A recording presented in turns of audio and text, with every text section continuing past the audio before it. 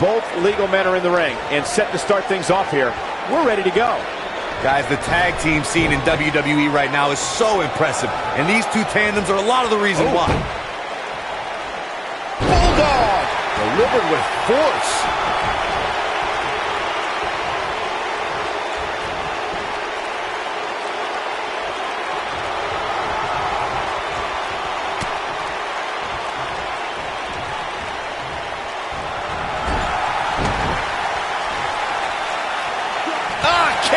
Nasty kick.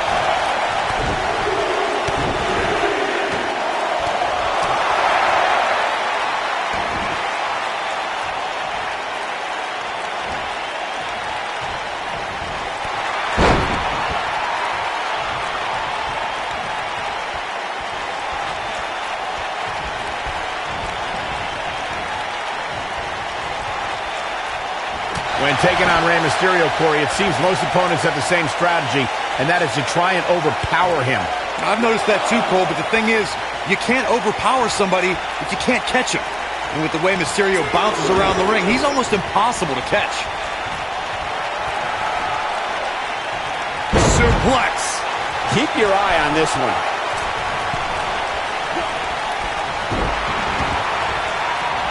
Byron, Corey brings up a great point. Superstars may be able to overpower Mysterio, but they have to catch him first, which is easier said than done. Yeah, my advice to anybody taking on Mysterio would be, if you get a hold of him, never let him go, because there's a good chance you won't get him again. Great agility. Oh, this is dangerous right here. Oh, my God, guys. Look at this. Oh, shoot it. Yanked him right off the apron. Oh, no. The Usos had dreams of playing professional football. They were highly recruited out of high school and played side-by-side as linebackers at the University of West Alabama. And when it appeared that a life in the NFL wasn't going to happen, they sold office furniture for 6 years before training to become WWE superstars. I think we're about to see a high-risk move from the top rope. Every WWE superstar has a unique path to stardom. I remember in the mid-2000s when their father Rikishi told me about Jimmy and Jay receiving college recruiting letters at home to play college football. I've seen footage of the Usos playing at the linebacker position in college, and they were tremendous on the defensive side of the football. In the end, it looks like they're right where they should be here in WWE, and that's putting a beating on people. This is going to be big, one way or another. Oh, nasty impact.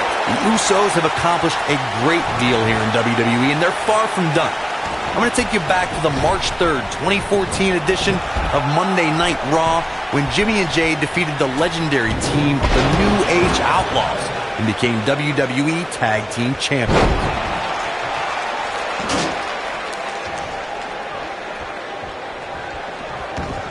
Oh, that hurt. Knee to the spine. I had the pleasure of calling the action on Monday Night Raw when the Usos defeated one of the most decorated tag teams in sports entertainment history in the New Age Outlaws.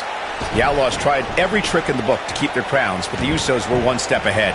The momentum that the Usos created for themselves with what was their first tag team championship carried them to an incredible 202-day reign as WWE Tag Team Champions, which today is known as the Raw Tag Team Championship.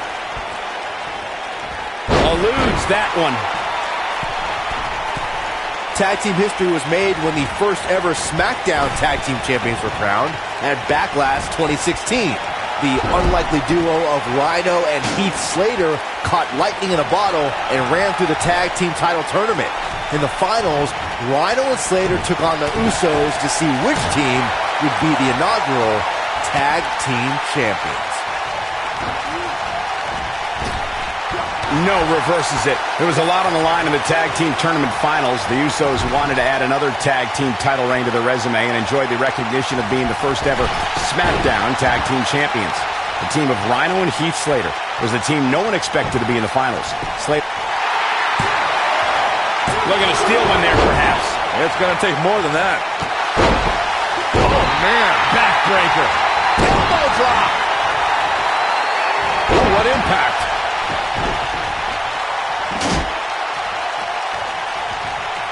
In a tag team contest, a superstar and partner lock up against another duo.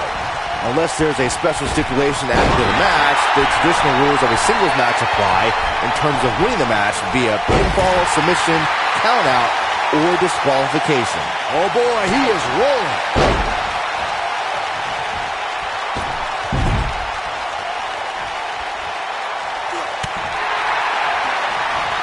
In a standard tag team match, one competitor is in the ring against an opponent, and their teammate is in their corner standing on the ring apron.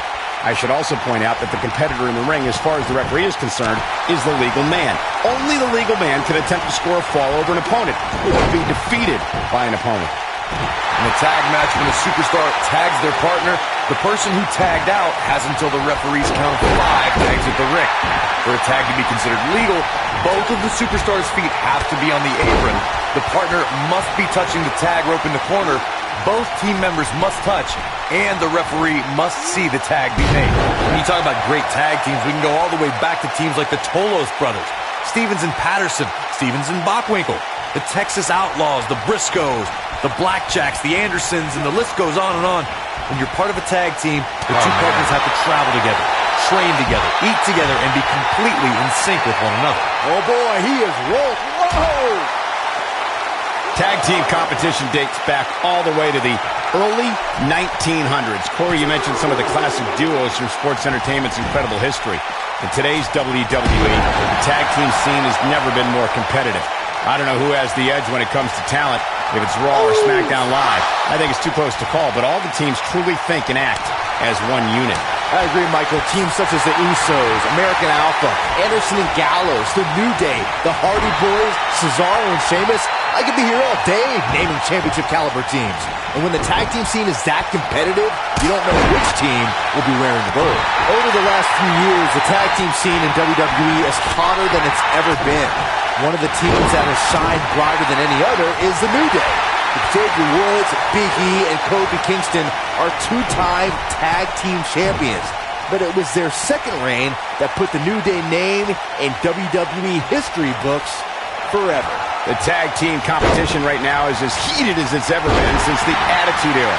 Everywhere you look, there's another tremendous tag team combination looking to make a run at the WWE Tag Team Gold. When we talk about the New Day, the team won a fatal 4-way match in their second tag team title reign at 2015's SummerSlam. I may think the power of positivity stinks like a bag of rotting garbage, and that Woods, Kingston, and Big E are idiots, but I'll give the New Day this. They're one of the greatest tag teams ever, and what put them in that category was when their tag team championship reign lasted a record-setting 483 days. Over the years, Rey Mysterio certainly developed a global following, and guys, it's amazing to see how far he's come since his early days being trained by his uncle in Mexico.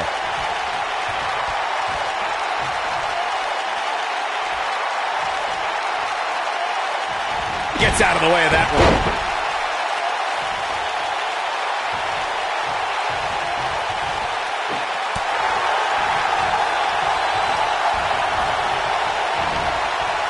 And Rey Mysterio says, not this time.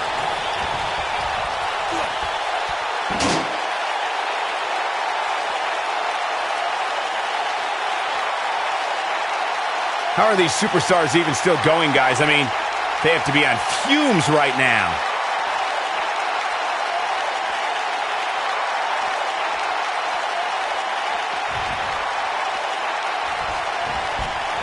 What a match this has been, guys, and it's starting to look like these superstars are beginning to feel the effects.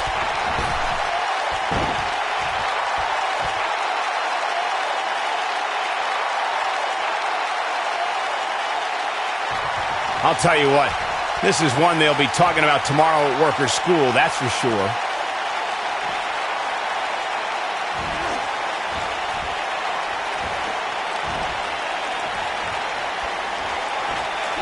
What a hellaciously physical match these gladiators have put themselves through. The intensity of this has been incredible.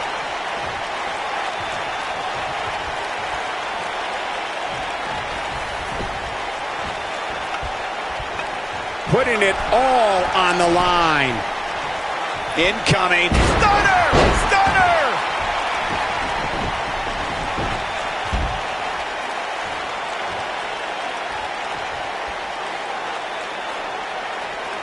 Taking on any more damage here could very well mean the beginning of the end.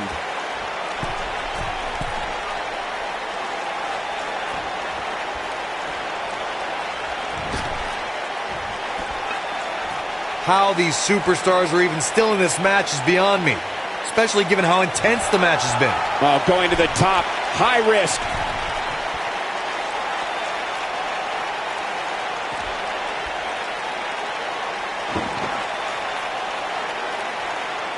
Great effort from both these teams, guys, but at this point, both sides look to be struggling here.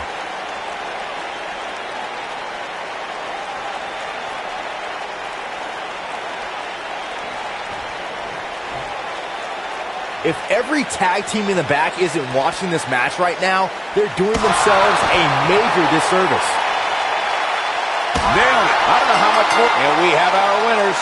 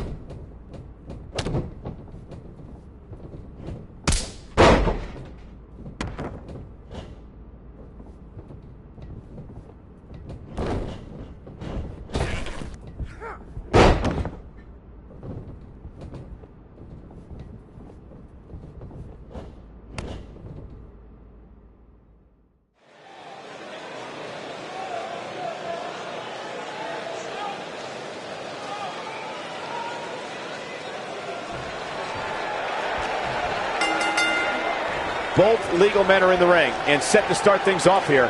We're ready to go. Jey Uso is so explosive in the ring, guys. He can hit you with a splash, slap on a devastating submission, or start a super kick party. While he's dished out a few hangovers with his brother Jey Uso, he's more than capable of throwing a super kick party all by himself. What grace! Float over into the...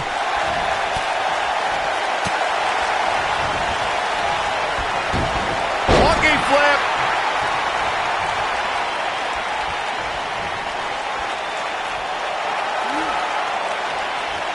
Snapmare. Torture your opponent's neck. I like it.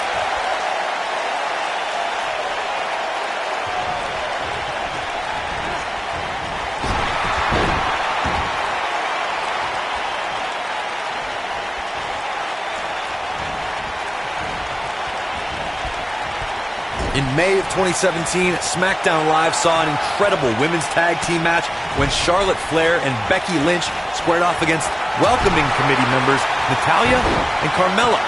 The rivalry between these women got so intense that Naomi was in Flair in Lynch's corner, and Tamina was in Italian Carmella's corner.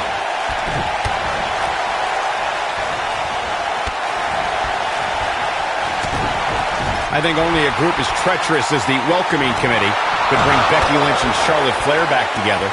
Natalya's power set the tone for the match and gave her team an advantage.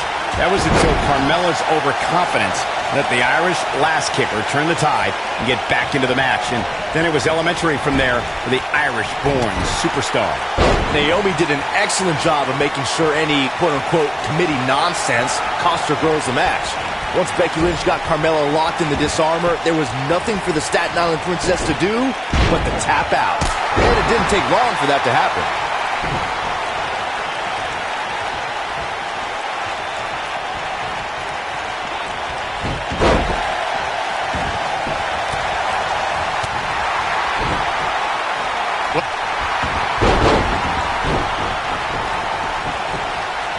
Aleister Black setting it up. Watch out here. Oh, neck breaker. Tag team history was made when the first ever SmackDown Tag Team Champions were crowned at Backlash 2016. The unlikely duo of Rhino and Heath Slater caught lightning in a bottle and ran through the tag team title tournament. In the finals, Rhino and Slater took on the Usos to see which team would be the inaugural Tag Team Champions. What's Aleister Black going to do with this?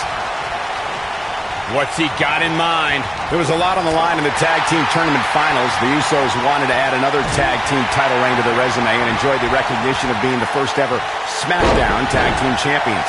The team of Rhino and Heath Slater was the team no one expected to be in the finals. Slater had extra motivation because he was fighting for a WWE contract. Yeah, at one point, it seemed like the Usos had everything well in hand, but Rhino and Heath Slater refused to lose.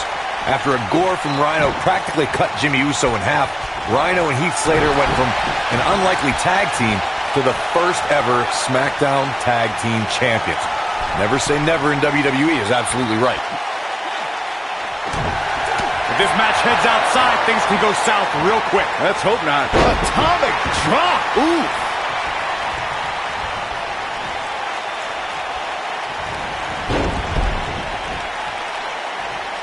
I don't know what he has planned out here, but he must be mindful of the referee's count.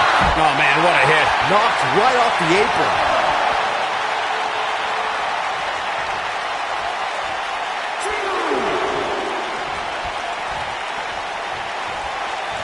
Most of the truly great tag teams in sports entertainment created a double-team finishing maneuver.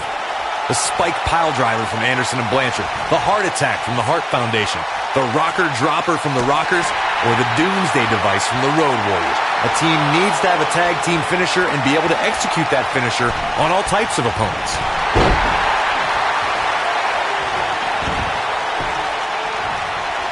Oh, here we go. Corey, a few moments ago, you mentioned some of the great tag team finishing moves in sports entertainment history. Don't forget about the 3D from the Dudley Boys, or the double drop kick from the 2017 WWE Hall of Famers, the Rock and Roll Express. In tag team action, like in singles competition, once a duo nails their opponent with their finisher, that should signal the beginning of the end. It can take a long time for a tag team to decide on a double team finisher, but I agree. A team needs one, and it should be something that can be administered to any opponent. That's when a finishing move is truly effective. And since we're talking about tag teams, remember you and your partner have until the referee's 5 count to execute the move. He wants no part of the outside.